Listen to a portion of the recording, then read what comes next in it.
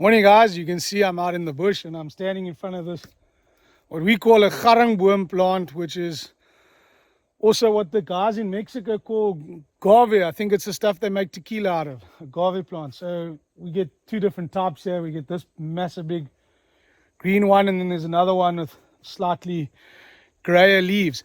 So I wanted to give you guys a little story on our Friday. We went on a little Friday hunt.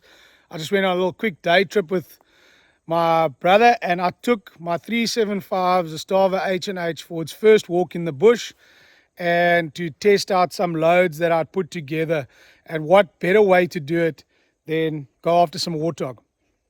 Warthog are quite tough, so, and it's a great way for me to get the feel of the rifle, carry it in the bush, stumble around, not worry about it, get it beat up in the bush. So when it comes to the point where we're going to be using it for dangerous game, I'm not worried about scuffing it, bumping it, brushing it, and I'm comfortable shooting it. So it's a great way to get practice. I'll be doing a lot more of these hunts with the 375, and it's a great way for me to get used to the open sights, because I haven't got to the stage where I'm going to put the red dot on it yet, because that's what I'm going for. I haven't found a red dot sight that I want to put on yet, but when I do, I will definitely keep you guys all informed. But this is a little bit of what happened on Friday. So we left here bright and early from our place, and we headed to the Grahamstown area, other side Grahamstown area, Douglas Heights area. My cousin's got a really big property there, and it's a stock ranch, and we went after waterbuck, listen to me, warthog, and my brother was there, and he was after kudu and warthog and so on.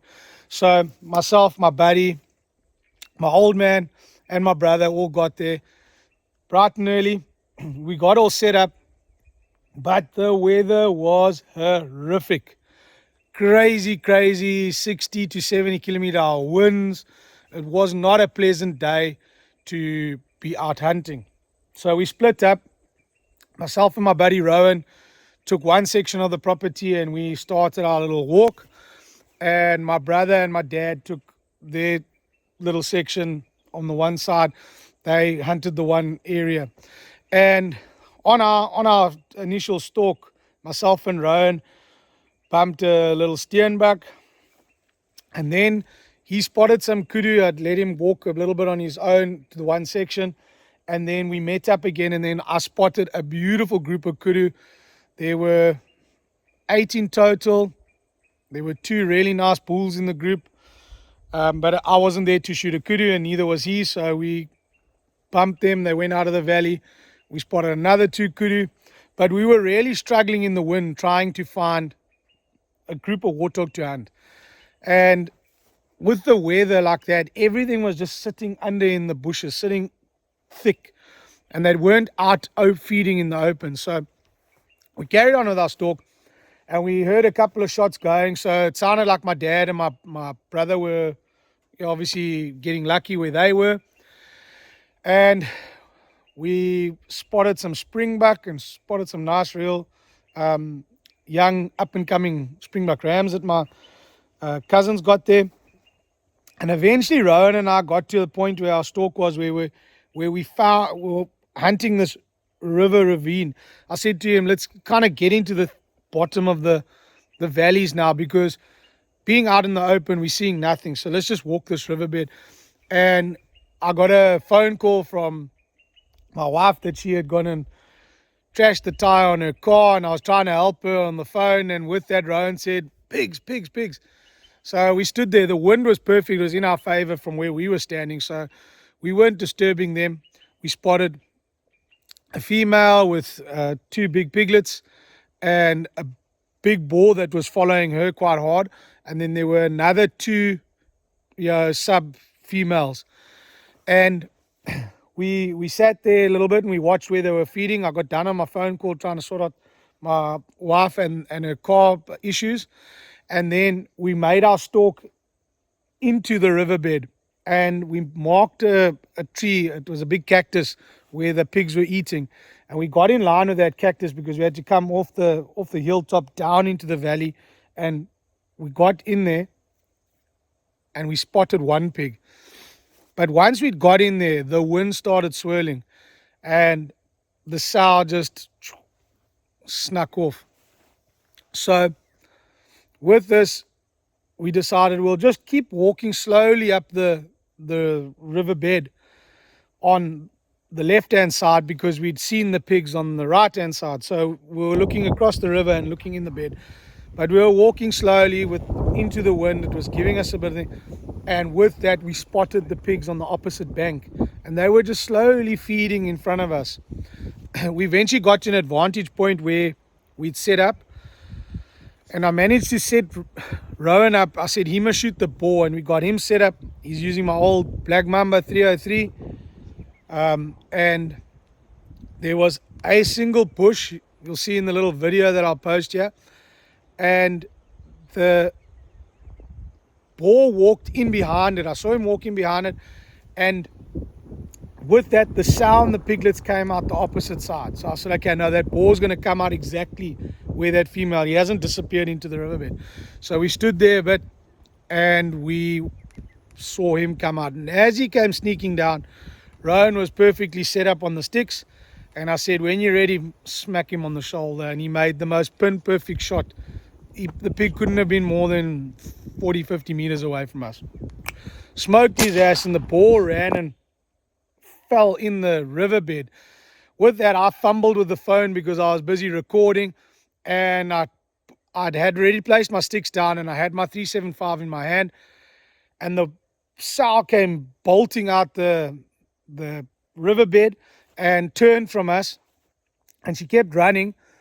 And I managed to get across and watch her come through the first gap. And as she came through the second gap, I put my bead on her and I just squeezed that 375 off and I saw a cloud of dust and the bigger piglets came running out the front.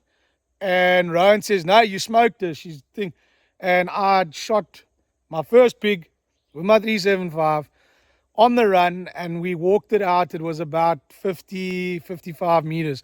So super, super chuffed that I have christened my 375 on its first hunt and I managed to shoot myself a warthog on the run, open sights. I haven't hunted open sights in years and I thoroughly enjoyed it. The excitement of getting close, trying to make sure that you're covering the distance, not always having the privilege of shooting through a scope and being able to stretch out 200 and 250 yards plus. So that was a great morning for us. With that, my brother and them came and collected us and they told us how their morning had gone.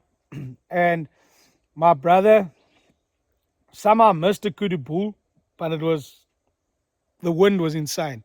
So that he gave him the slip and he managed to shoot a really nice young boar for the pot. So Rowan had got a nice big old trophy pig. I'd shot a big old sow and then he got a young boar for the pot.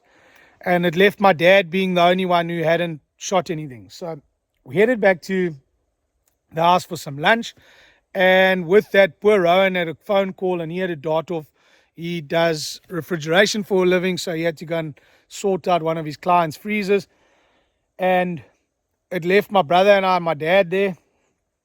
And we spotted some warthog feeding really close to the house.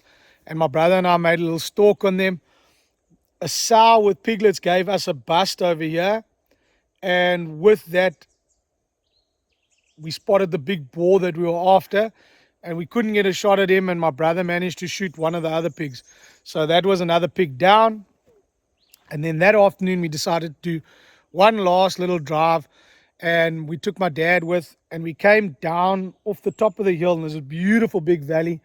And we spotted some kudu. And we spotted some warthog feeding with the kudu just beyond a dam that's there. And I took my dad on the stalk. And we went and we got down in the dam. But with luck, in the dam itself, there was a beautiful big boar standing there eating in the dam. So I got my dad set up. And he hasn't shot anything in a long time. And he had his 243 with him. And he smoked this big boar quartering away from us. And it kind of did a little bit of a death run and got itself hung up in the in the bushes. So that was really awesome with my dad there shooting a really nice big warthog boar.